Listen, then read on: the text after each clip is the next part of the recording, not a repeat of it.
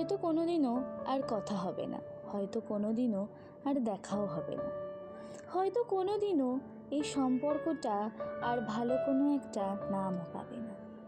কিন্তু একটা নাম তো হতেই পারতো, সেটা নয় বন্ধুত্বের। কিন্তু এমনই হলো যে আস্তে আস্তে সেই নামটাও হলো না। এত কথা শোনার আগে গল্পের প্রথমে ফিরে যাওয়া যাক। তাহলে চলো শেষ থেকে শুরুর গল্পের দিকে যাই। প্রথম যখন অনির্বাণকে দেখেছিলাম তখনই মনে হয়েছিল, বাবা ছেলেটা বেশ চুপচাপ, কথা বলে না কারুর সাথে গিয়ে, কথা বলে না নিজে থেকেও, কেমন একটা। যাই হোক, আমার কি, কলেজে সবাই বন্ধুত্ব করলো কিন্তু সে এসে করলো না।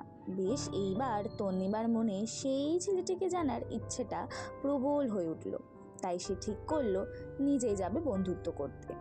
বন্ধুত্ব হয়েও গেল, এবং বন্ধুত্ব করার পর তন্নিমার মনে হলো, না, যতটা খারাপ ভেবেছিলাম ততটা নয়, একটু বেশিই ভেবেছিলাম। এইভাবে প্রায় 1 সপ্তাহ কেটে গেল। সেই বন্ধুত্বটা কিছুটা না হলেও একটু গভীর বলাই যায়।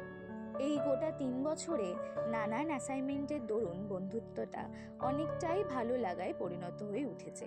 তন্নিমার অজান্তেই কবে যে অনেকে, অর্থাৎ অনির্বাণকে ভালোবেসে ফেলেছে সে নিজেও জানে না। এক সন্ধ্যায় ক্যাফেতে গিয়ে কফির কাপে চুমুক দিতে দিতে তন্নিমা অনিকে ভালোবাসে এই কথাটা বলতে যাবে, ঠিক সেই মুহূর্তে অনির্বাণ বলে উঠল, জানিস তন্নিমা, তোকে একটা কথা বলার ছিল। তন্নিমা মনে মনে ভাবতে শুরু করলো, তাহলে কি অনিও আমাকে? ধুস, না না, আমি কি সব ভাবছি। তখন তন্নিমা বলে উঠল, হ্যাঁ বলো না। তখন অনি বলল, জানিস, আমি একজনকে ভালোবাসি, তার সাথে পরের মাসে আমার বিয়ে। এই কথাটা সবার আগে তোকেই বললাম। ঠিক সেই মুহূর্তে কালবৈশাখীর ঝড়ের মতন সব কিছু তছনছ হয়ে গেল তন্নিমার মনের ভেতর। একটা কথায় যেন সব শেষ হয়ে গেল। কিছুক্ষণ চুপ হয়ে চোখের জলটাকে সামলে নিয়ে ভাঙা গলায় বলল, বাহ, খুব খুশির খবর। এইভাবেই সেই না বলা কথাটা মনের একটা কোণে পড়েই থেকে গেল। তারপর আর কথা হয়নি।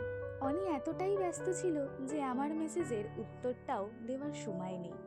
আমাকে অনি তার বিয়েতে নিমন্ত্রণ করেছিল বটে। আমি কেমন পাগল মেয়ে যে শুধু অনেকেই দেখতে পাবো বলে সেটাতেও যাই। তারপর আর নিজেকে গোছাইনি। আসলে আমি তো চেয়েছিলাম সেই অগোছালো, রাগী, কম কথা বলা মানুষটার সাথে একটা সংসার।